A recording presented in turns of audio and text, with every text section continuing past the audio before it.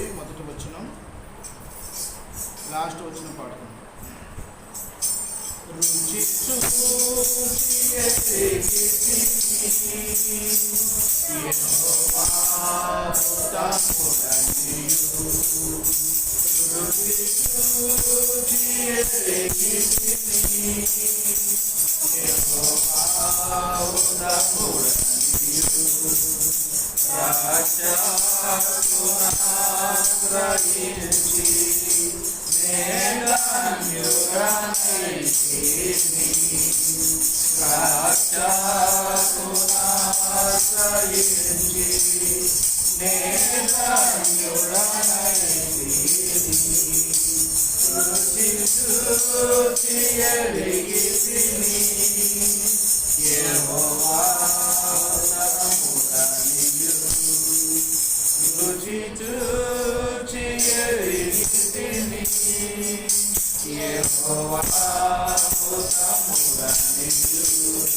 గొప్ప దేవుడావు నీవే, స్తుతులకు పాత్రుడా నీవే. గొప్ప దేవుడావు నీవే, స్తుతులకు పాత్రుడా నీవే.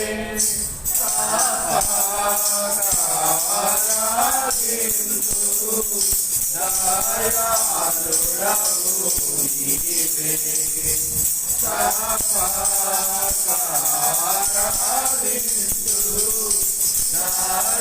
దయాళుడవు నీవే. రుచి చూచి యెహోవా ఉత్తముడనియు, రుచి చూచి యెహోవా ఉత్తముడనియు.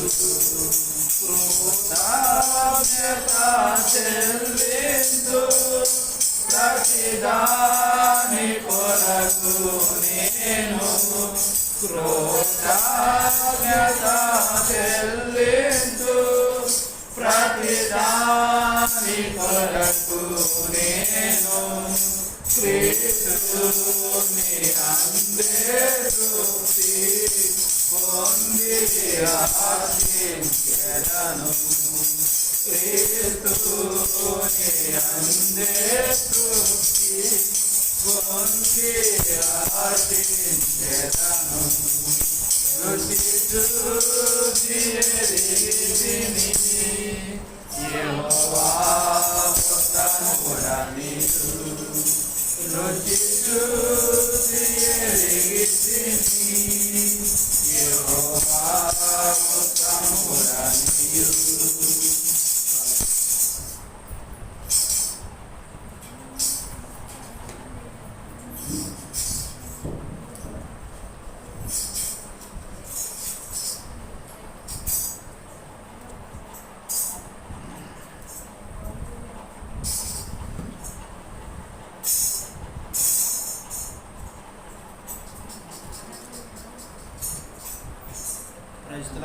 మరి మన ఎదుర్కొనబడిన దేవుని యొక్క శరీరము ఆయన యొక్క రక్తంలో చేయబెట్టడానికి ముందుగా కొన్ని మాటలు పరిశుద్ధ గ్రంథం నుండి మనం ధ్యానం చేసుకునే వారిగా మనం ఉందాం.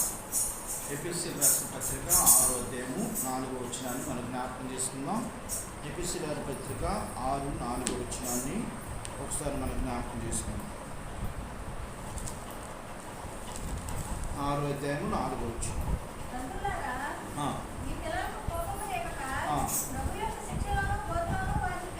అది మరొకసారి అందరం చదువుదాం. తండ్రులారా, మీ పిల్లలను కోపం రేపక ప్రభు యొక్క శిక్షలోను బోధలో వారిని పెంచుడి.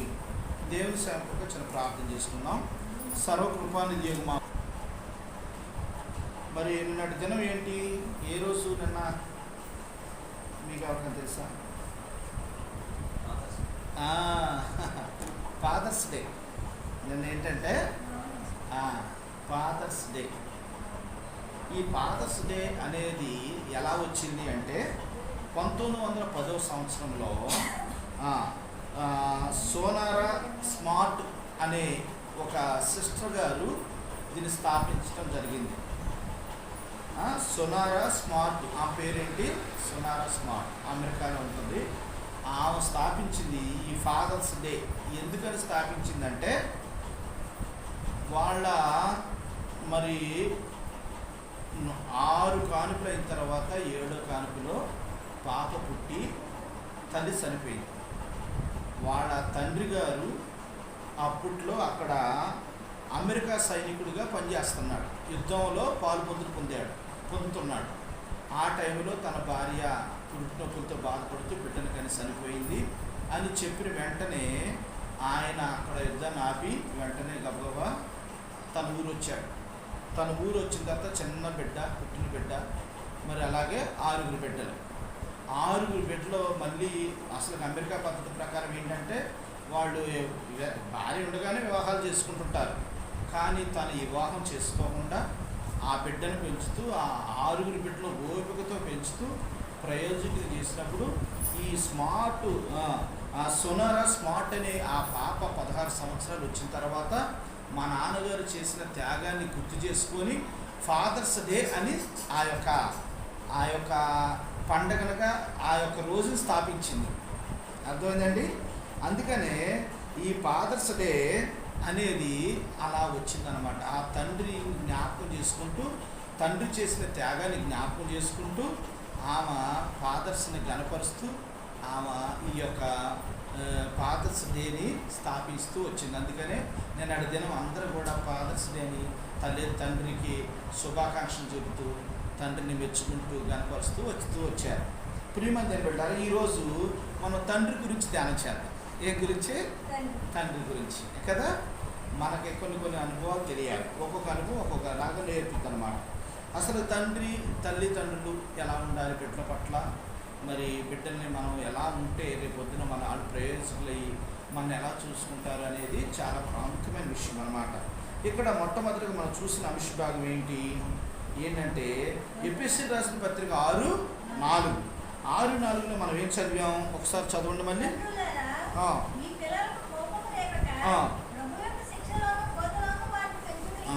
తండ్రులారా మీ పిల్లల కోపం రేపక ప్రభు యొక్క శిక్షలోను బోధలోను వారిని ఏం చేయాలట? పిల్లల్ని మనం కోపం తెప్పకూడదు. పిల్లలతో స్నేహభావంగా వారితో మాట్లాడుతూ వాళ్ళకి అర్థమయ్యేటట్లుగా మనం వాళ్ళకి బోధిస్తూ వాళ్ళు మంచి క్రమశిక్షణలో పెంచుతూ రావాలి. అందుకనే అమెరికాలో చిన్న పిల్లలకు కూడా తల్లిదండ్రులు ఏం చేసేవారంటే వాళ్ళకి తెలియలేదనుకో వాళ్ళకు కూర్చోబెట్టి అర్థమయ్యే రీతిలో వాళ్ళకి బోధిస్తూ చెప్తూ ఉంటారు తల్లిదండ్రులు. అలా చెప్తే వాళ్ళు అర్థం చేసుకుంటారనమాట. అలా నేర్పుతూ వస్తుంటారు.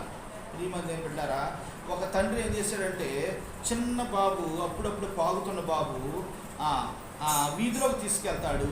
మెట్లు దిగాలంటే ఆ బాబుకి నేర్పాలి. ఆ బాబుకి చిన్న పాగే టైంలోనే నేర్పాలి. ఏం చేశాడంటే ఆ బాబులాగే నిదానంగా ఆ బాబు చూస్తుండగా నిదానంగా పిల్లలు ఎట్ట దిగుతారో అట్ట దిగాడు. మెట్ల మీద నుండి దిగి నువ్వు కూడా ఎట్రా అన్న. ఆ బాబు కూడా కాలు కింద పెట్టి అలాగే దిగుతాడు. అర్థమైందండి? అలాగా ఏం చేయాలంటే మనం పిల్లల్ని తండ్రి ప్రేమ మరియు ఆదరణ అనేది ఖచ్చితంగా పిల్లలకి అనేది ఉండాలి. అది చాలా ప్రాముఖ్యం. మరి ఈ రోజున మన తండ్రి ప్రేమ మనకుంది. మన తండ్రి ఎవరు? ప్రభువైన యేసుక్రీస్తు వారు. ఆయన నిన్ను నన్ను అలాగే ప్రేమిస్తున్నాడు. ప్రియమంది ఏం పెట్టారా? చూడండి, మనము పిల్లల్ని పెంచే విషయంలో ఆశ సహనముతో దేవుని యందు భయభక్తులతో వారిని పెంచడం అనేది మన బాధ్యత. అర్థమైందండి? మన బాధ్యత.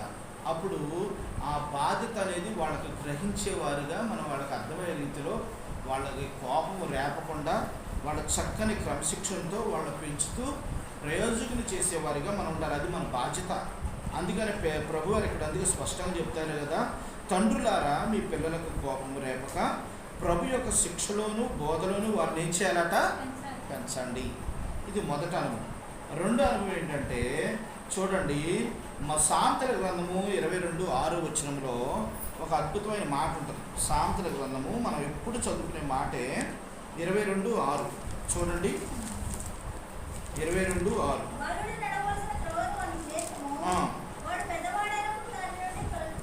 అది చూసారా? 26:2 చూడండి. ప్రియమంది బిడ్డరా, బాలుడు నడవలసిన త్రోవను వారికి నేర్పుము, వాడు పెద్దవాడైనప్పుడు దాని నుండి ఏం చేయడట. పిల్లలకి మనం చిన్నతనం నుండి వాళ్ళకి ఒక క్రమశిక్షణలో నేర్పినట్లయితే, ఒక క్రమబద్ధంగా వాళ్ళని ఉంచినట్లయితే, వాడు పెద్దలిన తర్వాత కూడా తల్లిదండ్రుల పట్ల ప్రేమ అనురాగాలతో మంచిగా స్నేహభావంగా ఉంటూ తల్లిదండ్రులు కూడా ప్రేమించేవారిగా ఉంటారు. వారికి మంచి బోధ అనేది, మనం చూడండి, మొక్క ఏముందండి మొరాలై ఉంగునా అంటది. అంటే చిన్న మొక్కగా ఉన్నప్పుడే దాన్ని మనం సరైన క్రమంలో పెంచకపోతే చెట్టు అయిన తర్వాత నీ మాట ఉంటుందా? ఇక దాన్ని వంచగలుగుతున్నాను, నేను వంచలేను. అందుకని చిన్నతనం నుండే దేవుని యొక్క తండ్రి మార్గదర్శకత్వంలో బోధలో వాళ్ళని పెంచేవారిగా మనం ఉండాలి. అందుకని మంచితనం ఉంటే పిల్లలకు సరైన మార్గాన్ని చూపించడం తండ్రి ప్రాముఖ్యమైన విధి అన్నమాట. సరైన మార్గంలో పిల్లలను నడిపించాలి. తల్లిదండ్రులుగా నీవు నేను ఏం చేయాలంటే పిల్లలను సరైన మార్గంలో నడిపించాలి. అందుకని ప్రభువారు నిన్ను నన్ను ఈ రోజున సరైన మార్గంలోకి తీసుకొచ్చాడు. నిన్ను నన్ను మనం పెద్దోళ్ళు అయ్యాం, కానీ మనం దేవుని దృష్టిలో ఎవరో చిన్నపిల్లలమే.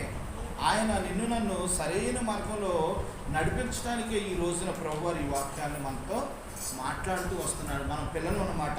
అందుకనే సాంద్రంగా చెప్పిన చిన్నతనం నుండే పిల్లలకు సరైన మార్గాన్ని, అంతేకాకుండా వారికి చూపించడం తండ్రి యొక్క ముఖ్యమైన ఇదన్నమాట. తల్లిదండ్రులు ముఖ్యమైన విధి.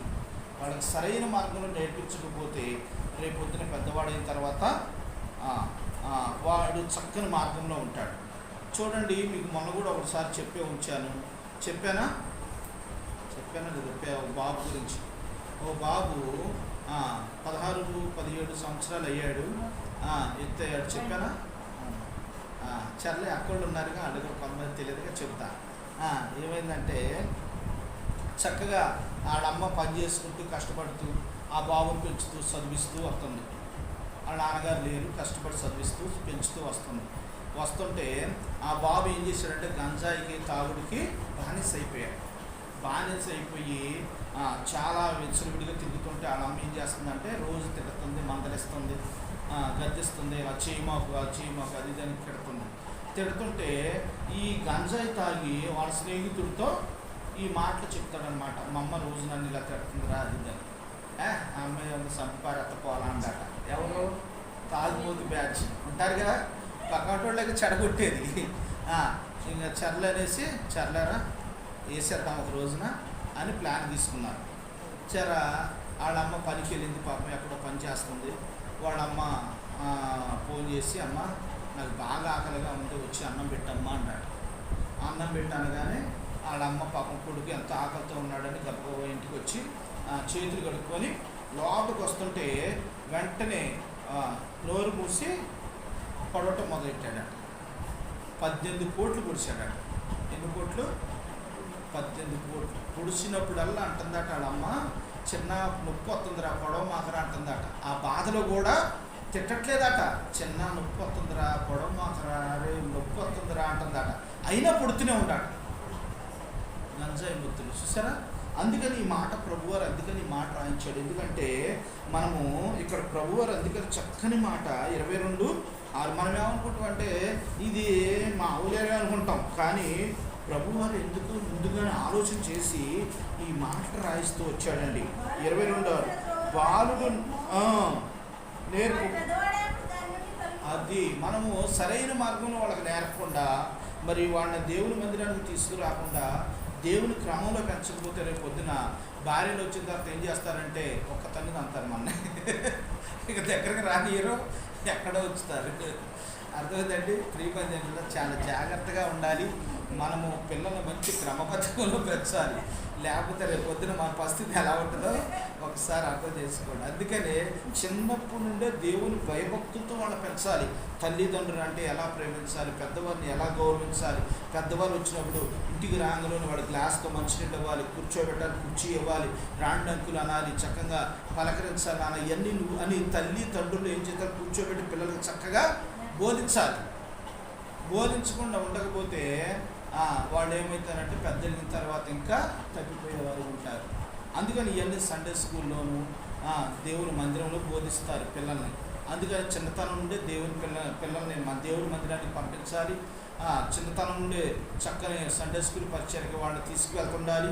ఇలాంటి క్రమంలో వాడు చక్కని మార్గంలో ప్రయోజకులు అవుతారు. మామూలుగా ఉద్యోగం కోసం బ్రతుకు తెరుగు కోసమే మనం పిల్లలను సందిస్తుంటాం.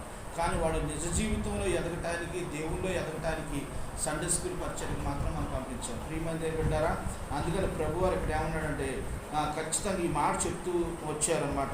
బాలుడు నడవలసిన త్రోవను వారికి నేర్పము, వాడు పెద్దవాడైనప్పుడు వాడి నుండి తప్పిపోడు. అర్థమైందండి? ఇది రెండో అనుభవం. మూడో అనుభవం చూద్దాం. చూడండి, మొదటి తిమోతి రాసిన పత్రిక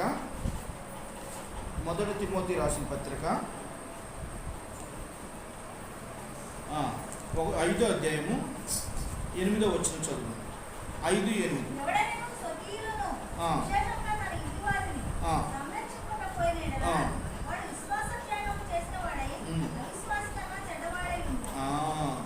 ఇక్కడ చూడండి, తండ్రి పిల్లల కోసం త్యాగం మరియు బాధ్యత కలిగిన వ్యక్తిగా ఉండాలి. తండ్రి ఎప్పుడు కూడా పిల్లల కోసం త్యాగం చేయాలి. త్యాగం చేయడం కాకుండా బాధ్యత కలిగి ఉండాలి. తండ్రి తన కుటుంబం కోసం కష్టపడటం, వారికి అండగా ఉండటం దేవునికి ఇష్టమైన పని అట. అది కష్టపడాలి, పిల్లలకు అండగా ఉండాలి. అలా ఉంటూ వాళ్ళని పోషిస్తుంటే దేవునికి ఎంతో మెచ్చుకుంటాడు అన్నమాట. మన ప్రభు అయిన యేసుక్రీస్తు వారు కూడా నీ కొరకు, నా కొరకు, మనందరి కొరకు ఆయన ఈ లోకంలో ఎంతో కష్టపడ్డాడు. మనందరి పాపానికి తన కలవసలు ప్రాణం పెడుతూ వచ్చాడు.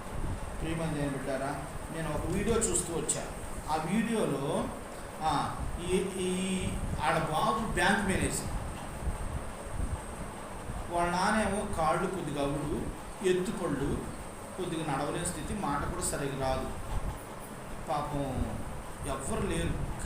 బాబు క్యారేజీ తేడానికి ఎవరు ఒక అబ్బాయి తెచ్చేవాడు. ఎప్పుడు ఎవరు లేకపోతే వాళ్ళ నానే తీసుకొస్తే వాళ్ళ అమ్మ ఫోన్ చేసి, అయ్యా మరి ఎవ్వరు లేరు, నానే నీ క్యారేజీ తెస్తున్నాడు, ఒకసారి తీసుకున్నానంటే వాళ్ళమ్మ తిడతారు. ఎందుకు పంపించావు? నా పరువు తీయటానిగా? ఇక్కడ అందరూ చూసి ఆయన మీ నాన్నని నన్ను ఎగతాళి చేస్తారు, నన్ను చిన్న చూపు చూస్తారు, నువ్వు ఎందుకు పంపించావని వాళ్ళమ్మ తిడతాడు. తిట్టిన తర్వాత గబగబ పరిగెత్తుకుంటూ బయటకు వస్తాడు. వాళ్ళ నాన్న కుంటుకుంటా పాపం ఎండలో ఎంతో ప్రయాసతో నడుచుకుంటూ వచ్చి వస్తే ఆ నాన్నకు అడ్డుపడి, ఎందుకు వచ్చావు అని సీరియస్గా ఆ బాక్స్ లాక్కొని, నువ్వు ఇలాంటి పనులు చేయమాకు, నువ్వు రామాకు, ఎప్పుడు కూడా నా పరువు తీమాకు అని. అంతలోనే ఎవరో బ్యాంకు అతను వచ్చాడు. ఎవరండి ఏంటంటే, ఈయన మా ఇంట్లో పనులేండి అంటాడు. చూసారు తండ్రిని ఏమంటాడు? మా ఇంట్లో పనులేండి అంటాడు. అయినా తండ్రిని బాధపడదు. చూసి నాన్న భోంచి అంటాడు. నువ్వు ఎక్కడ అర్జెంట్ ఇక్కడ నుండి వెళ్ళిపో అంటాడు. వెళ్ళిపోతే కొద్ది దూరం అయిన తర్వాత నాన్న అని పిలుతాడు. మళ్ళీ బాబు ఆగటాడు.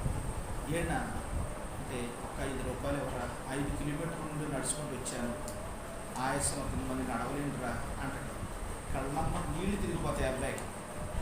చిన్నప్పుడు ఆ నాన్న పెంచి రూపాయి 2 రూపాయలు ఇచ్చి ఎంత అల్లారు ముందుగా భుజాల మీద ఎక్కించుకొని స్కూల్కి తీసుకెళ్ళిన బాబు ఈ రోజున 5 కిలోమీటర్లు నడుచుకుంటూ క్యారేజీ తీసుకొచ్చాడు కుంటుకుంటా. అప్పుడు కళ్ళమ్మటి నీళ్ళు తిరిగి వచ్చి వాళ్ళ నాన్నని హత్తుకొని ఎడుతాడు. అర్థమైందండి? శ్రీమంది పెట్టారా? ఇలాంటి పరిస్థితులు ఎన్నో ఉన్నాయి. మరి ఈ రోజున నీవు నేను మనందరూ కూడా ఇక్కడ ప్రభువారు అందుకే చెప్తున్నాం, తండ్రి తన కుటుంబం కోసం కష్టపడి వారికి అండగా ఉండటమే కాకుండా దేవునికి ఇష్టమైన పని ఆట. అండగా ఉంటే దేవునికి ఇష్టమైన పని. ఈ రోజున తల్లిదండ్రులు కనపడకుండా పిల్లల కోసం ఎంతో త్యాగం చేస్తున్నారు, ఎన్నో పనులు చేస్తున్నారు, వాళ్ళు అడిగిందల్లా ఇస్తున్నారు. ఒక కుమారుడు ఇలాగే, నాన్న నాకు బైక్ కావాలని అన్నాడట. బైక్ కావాలంటే లేదురా నా దగ్గర అంత డబ్బు లేదంటే లేదని పేసి పెట్టాడట. వాళ్ళని అప్పు అడిగి అది అడిగి లోన్ పెట్టి అది చేసి ఇది చేసి 2,50,000 పెట్టి పెద్ద బైక్ కొన్నాడట. పెద్ద బైక్ కొంటే ఆ బండి తీసుకొని వెళ్ళి యాక్సిడెంట్ అయ్యి చచ్చిపోయాడు. అర్థమైందండి? పిల్లలు ఈ రోజున చెప్పిన మాటలు అన్నట్లా. ఎందుకంటే వాళ్ళు తండ్రి యొక్క బాధని, తల్లిదండ్రుల యొక్క బాధని అర్థం చేసుకోలేకుండా వారు ఆ విధంగా తయారైపోయిన వారుగా ఉంటున్నారు. ప్రియమైన దేవుడారు, అందుకనే ప్రభువారు ఇక్కడ ఇందాక మాట చెప్తూ వచ్చాడు అన్నాడు, పిల్లలు సరైన మార్గంలో మనం పెంచేవారిగా మనం ఉండాలి. అంతేకాకుండా తండ్రి యొక్క బాధ్యత ఏంటంటే త్యాగం అనేది ఉంటుంది అన్నమాట. అందుకనే చైనా వాళ్ళు ఏం చేస్తారంటే స్కూల్ పెట్టినప్పుడు వాళ్ళకి చక్కని ప్రోగ్రాం పెడతారు. ఏంటో తెలుసా? పిల్లలందరూ కూడా స్కూల్ అయిపోయిన తర్వాత ఒక గంట ఓవర్లో వాళ్ళందరూ కూర్చోబెట్టి వాళ్ళ నాన్నోళ్ళు చేసే పనిని, కష్టాన్ని నిజంగా వీడియో తీసి పెడతారు. వీడియో తీసి అక్కడ స్క్రీన్ మీద పెడతారు. పలానా రమేష్ మీ నాన్నగారు ఏం చేస్తున్నాడో చూడంటే ఆ నాన్నగారు బస్తాలు మోసి మోసి మోసి ఆ సిమెంట్ బుక్కుల్లోకి వెళ్ళి ఆ దగ్గుతూ వస్తుంటే అది చూసి ఆ బాబు ఎంత ఏడుతాడో అర్థమైందా. పిల్లలకి తల్లిదండ్రులు కష్టాన్ని చూపిస్తారు వాళ్ళు. అందుకని వాళ్ళు కూడా ఏం చేస్తారంటే పిల్లలు కష్టపడటానికి ఇష్టపడతారనమాట. అమ్మ రమ్య ఇదిగో మీ నాన్నగారు ఏం చేస్తున్నాడో చూడు అని ఆ నాన్నగారు వీడియో తెలియకుండా తీస్తారు. అంటే అలా పిల్లలకి వాళ్ళు క్రమశిక్షణలో పెంచాలి, వాళ్ళు సరైన మార్గంలో ఉండాలి, వాళ్ళు తప్పిపోకూడదు, తండ్రి తల్లిదండ్రులు ఎంత కష్టపడుతున్నారో వాళ్ళకి తెలియాలి అని వాళ్ళు చెప్తూ వస్తుంటారు. ప్రియమైన దేవుని బిడ్డలారా, ఈ రోజున తండ్రి పిల్లల కోసం ఏం చేయాలి? త్యాగం చేయాలి. తండ్రి తన కుటుంబం కోసం కష్టపడటం, అండగా ఉండటం అనేది దేవునికి ఎంతో ఇష్టమైన పనాట. ఇది చాలా ప్రాముఖ్యమైన విషయం. నేను మనందరూ కూడా పిల్లలకి కష్టపడి చదివిస్తూ దేవుని మార్గంలో, దేవుని భయభక్తులతో వారిని పెంచేవారిగా, వారిని సంరక్షించేవారిగా మనం ఉండాలి.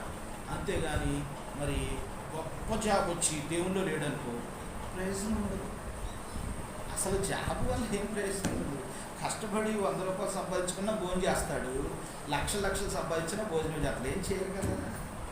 ప్రియమైన దేవుని బిడ్డలారా, నిజంగా మనం దేవుని క్రమంలో వాళ్ళని పెంచేవారిగా మనం ఉండాలి. ఇది చాలా ప్రాముఖ్యమైన విషయం. తర్వాత 4వ అనుభవం ఏంటంటే కీర్తన 103:13 దేవుడు ఏం చెప్తున్నాడు ఒక మాట చూడండి. కీర్తన 103 కీర్తన 13 వచ్చింది. 103:13 ఒక మాట చూడండి.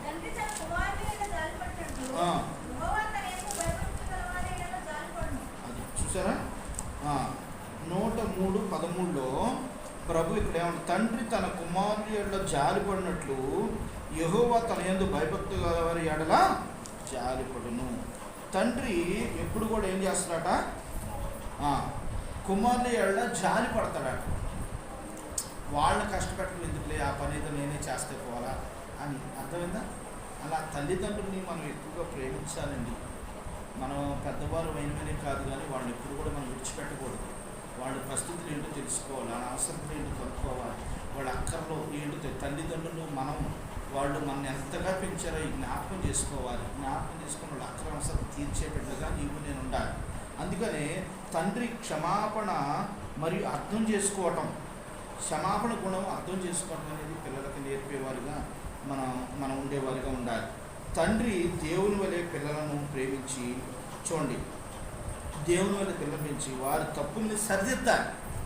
వారు తప్పు చేశాడనుకో వాడిని ఏం చేయాలంటే, నాన్న ఇది తప్పు, ఇలా చేయకూడదు, ఇదిగో ఇది సరైన మార్గం, ప్రభు ఇలా చెప్తున్నాడు, ఈ మార్గంలో మనం ఉండాలి, కానీ ఇలాంటి తప్పులు మనం చేయకూడదు, అబద్ధాలు ఆడకూడదు, దేవుళ్ళు నమ్మకంగా ఉండాలి నాన్న అని మనం ఎప్పుడూ కూడా వాళ్ళకి సరైన మార్గాన్ని బోధిస్తూ ఉండాలి. మరి సుధాకర్ అన్న జీవితంలో కూడా నిజంగా జరిగిన సంఘటన సుధాకర్ ఒకరాజు సాక్ష్యం చెప్తూ వచ్చాడు. వాళ్ళ అమ్మగారు చాలా భక్తిపరురాలు, దేవుని భయభక్తి కలదు. సుధాకర్ అన్న ఇల్లు మీరు చూశారు లేదో, చిన్ని గుడిచ, ఎక్కడ రైలు పట్టాల పక్కన చిన్న చుట్టిల్లు అనమాట. నేను చూశాను, అది తీసేసారు. ఇప్పుడు అన్నోళ్ళు వాళ్ళ పెద్ద అన్నయ్య వాళ్ళందరూ బిల్డింగ్లు కట్టారు. ఆ చిన్న గుడిసెలోనే అన్న ఉండేవాళ్ళు అనమాట.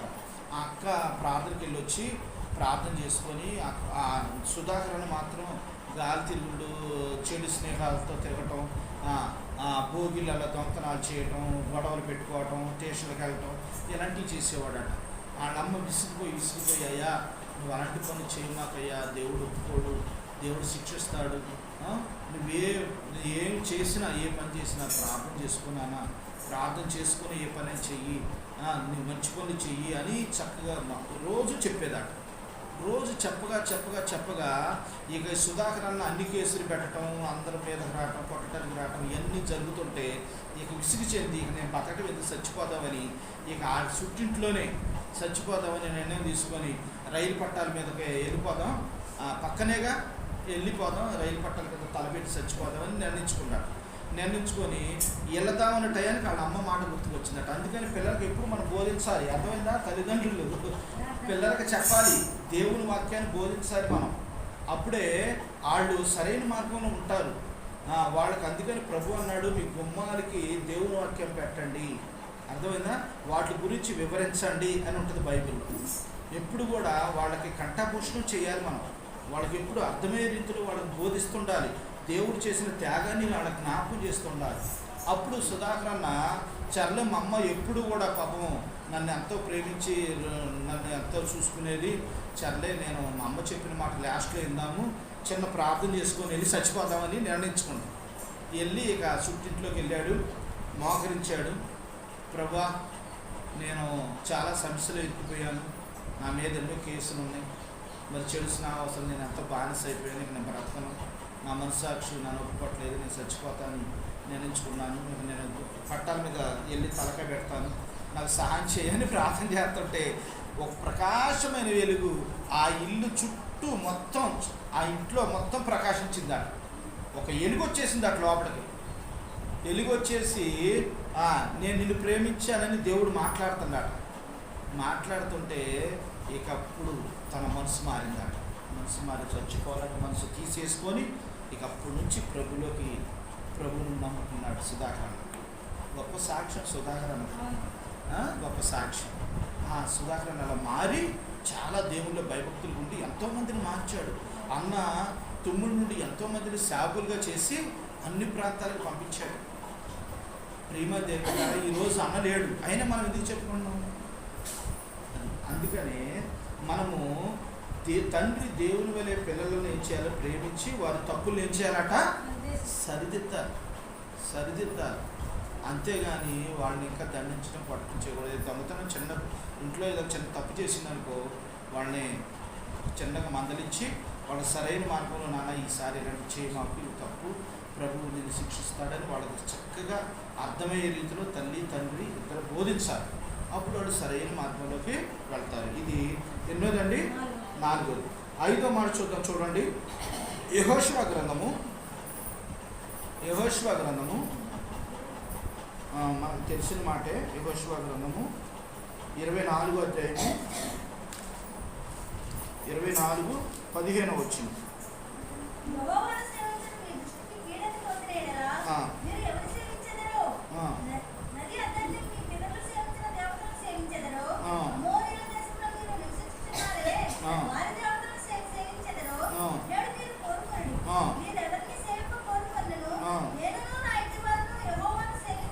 అది తండ్రి కుటుంబంతో పాటు పిల్లలను కూడా భయభక్తులతో పెంచాడు. అందుకని ధైర్యంగా ఊరు ప్రజల ముందు ఆ ప్రాంత ప్రజల ముందు అందరి ముందు మీరు ఏ దేవుడినైతే ఏ దేవతనైతే పూజిస్తారో పూజించుకోండి, నేనును నా ఇంటి వారును యెహోవానే సేవిస్తాను అంటే పిల్లలు, భార్య అందరూ కూడా కట్టుబడి ఉన్నారు ఆ మాటకి. అర్థమైందండి? పిల్లలు కూడా మనం అంత భయభక్తులతో పెంచాలి, దేవుని యొక్క భయభక్తులతో పెంచాలి అనేది దాని అర్థం అన్నమాట. తండ్రి తన ఇంట్లో దేవునికి మొదటి స్థానం ఇచ్చేది వాళ్ళకి నేర్పాలి. మొదటి స్థానం దేవుడికి మొదటి స్థానం ఇచ్చేది పిల్లలకు మనం ఇచ్చేయాలంటే నేర్పాలి. నాన్న నువ్వు ఇలాగ ఉండాలి, వాళ్ళకు 10 రూపాయలు ఇచ్చి నువ్వే కానుకేయరా, ఇదిగో ప్రతి వారం ఇలా కానుకేయాలి, దేవునికి రాగానే ఇలా మోకరించి ప్రార్థన చేయాలి, పెద్దవాళ్ళు వచ్చినప్పుడు వాళ్ళకి నమస్కారం చేసి ప్రైజ్ ది లార్డ్ చెప్పాలి, వాళ్ళకు కుర్చీ వేయాలి నాన్న, ఇలా మంచి మంచి మాటలు చక్కగా వాళ్ళకి బోధించాలి. బోధిస్తే వాళ్ళు ఏంటంటే పెద్దలకి తర్వాత వాళ్ళు ఎప్పుడు కూడా తప్పిపోరండి. ప్రియమంది ఏం బిడ్డారా, తండ్రి అలాంటి పనులు చేస్తారన్నమాట. తండ్రి తన పిల్లల్ని సరైన మార్గంలో పెంచడానికి చాలా ప్రయత్నం చేస్తాడు. ప్రియమంది ఏం బిడ్డారా, ఈ రోజున నీవు నేను మనందరం కూడా ఈరోజు ఫాదర్స్ డే సందర్భంగా తండ్రి గురించి మనం ఈరోజు ధ్యానం చేసుకుంటూ వస్తున్నాం. నిజంగా మన తండ్రి ఈ లోకంలో మన అన్నిటికంటే ఎక్కువగా నిన్ను నన్ను ప్రేమించాడు. నిన్ను నన్ను ప్రేమించి ఈ లోకంలో ఉన్నవారిని, చదువున్న వారిని, డబ్బున్న వారిని, చందాలున్న వారిని అందరూ పక్కన పెట్టి దేవుడు నిన్ను నన్ను ఎన్నుకున్నాడు, తన బిడ్డగా చేసుకున్నాడు. తన చక్కని మార్గాన్ని, మన అందరికి చక్కని మార్గాన్ని బోధిస్తూ ఆయన చక్కని మార్గంలో నిన్ను నన్ను నడిపిస్తున్నాడు. ఆ తండ్రిని మనం మహింపరిచేవారిగా, ఘనపరిచేవారిగా ఉండాలి. మనందరికి తండ్రి ప్రభు అయిన యేసుక్రీస్తు వారు. ప్రియమంది ఏంటంటారా, నా ముఖ్యమైన అంశం ఏంటంటే తండ్రిని ప్రేమించండి, తల్లిదండ్రులను ప్రేమించండి. అలాగే తండ్రి మాట తల్లి మాట మనం వినేవారిగా మనం ఉండాలి, వారు త్రోసివేసేవారిగా మనం ఉండకూడదు అనేది ప్రభు పేట మీకు మనం చేస్తున్నాం. తండ్రి లేకపోయినా మరి తండ్రి స్థానాన్ని కూడా తీసుకొని మరి పిల్లల్ని ఆ విధంగా పెంచుకుంటూ వస్తుందంటే మరి నిజంగా తల్లి మాట ఎంత శ్రద్ధగా మనం విని మనం కూడా వాళ్ళని గౌరవించేవారుగా వాళ్ళని ప్రేమించేవారుగా మనం ఉండాలని ప్రభు పెట్ట మీకు మనం చేస్తున్నాను. తల్లిదండ్రుల్ని మనం ఎప్పుడు కూడా బాధ పెట్టేవారుగా ఉండకూడదు. ఆజ్ఞల్లో ప్రధాన ఆజ్ఞ ఏంటంటే నీ తల్లిని నీ తండ్రిని సన్మానించుము. వాళ్ళని నేను సన్మానించాలి, వాళ్ళని గౌరవించాలి, వాళ్ళని ప్రేమించాలి. అది ప్రధానమైన ఆజ్ఞగా దేవుడు చెప్తూ వచ్చాడు. నువ్వు వాళ్ళని ప్రేమించకుండా దేవుడిని ప్రేమిస్తే ఏం ప్రయోజనం ఉండదండి. తల్లిదండ్రులను ప్రేమించాలి, వాళ్ళకి కట్టుబడి ఉండాలి, వాళ్ళ మాట మనం వినేవారిగా మనం ఉండాలి. అందుకని ఇక్కడ ప్రభువారు మనకు 5 అంశాలు చెప్తూ వచ్చాడు. ఒకటి, తండ్రి చేసే ప్రేమ ఏంటంటే మొట్టమొదటి తండ్రి ప్రేమ మరియు ఆదరణ ఉంటుంది పిల్లలకు. రెండోది, తండ్రి మార్గదర్శకం మరియు బోధన ఉండాలి. మూడోది, తండ్రి పిల్లల కోసం త్యాగం బాధ్యత కనపడుతుంది. నాలుగోది, తండ్రి క్షమాపణ మరియు అర్థం చేసుకోవడం కనపడుతుంది తండ్రి చూస్తే. ఐదోది, తండ్రి పిల్లలతో దేవుని భయభక్తులు కలిగి ఉండటం కనపడుతుంది. ఈ 5 అనుభవాన్ని మనం తలపోసుకుంటూ ప్రభువారి దగ్గరకు మనం మోకరించి ప్రార్థన చేద్దాం. ప్రభువా, నిజంగా మీరు నాకు తండ్రిగా ఉంటూ నా కుటుంబాన్ని కూడా అలా నడిపిస్తున్న దేవా మీకు వందనాలు. మరి ఇంకా మేము పిల్లల పట్ల మా తల్లిదండ్రుల పట్ల ఏమన్నా పొరపాట్లు చేస్తుంటే దయతో మమ్మల్ని క్షమించండి. ఈ రోజు నుంచి మేము కూడా సరి చేసుకొని మీలో నమ్మకాన్ని ఎదుగు ఫలించేవారుగా ఉండేటట్టు సహాయం చేయమని మరి ప్రార్థన చేసుకొని ఇక్కడ నుండి వెళ్ళేవారు ఉన్నాం. దేవుడి చిన్న వాక్యము దేవుడు దీవించుగాక. మీరందరూ కూడా మరి మీ అందరూ కూడా ఫాదర్స్ డే శుభాకాంక్షలు మీ తల్లిదండ్రులకు చెప్పండి, వాళ్ళని ప్రేమించండి. ఒకవేళ మీ దగ్గర మంచిగా డబ్బులు ఉన్నాయనుకోండి, చక్కగా వాళ్ళకి మంచి సేర వాళ్ళకి బట్టలు ఇవ్వండి, చక్కని బిర్యానీ తీసుకెళ్ళి వాళ్ళకి పెట్టండి. వాళ్ళని ప్రేమించండి, తల్లిదండ్రుల త్యాగాన్ని గుర్తించండి. అర్థమైందా? రేపొద్దున మనకు కూడా అలాగే చూస్తారు పిల్లలు. అలా చేయలేదనుకో రేపొద్దున మనకు కూడా ఏమి ఉండదు. శ్రీమంది ఏమి పెట్టారా అలాగా నీవు నేనుండి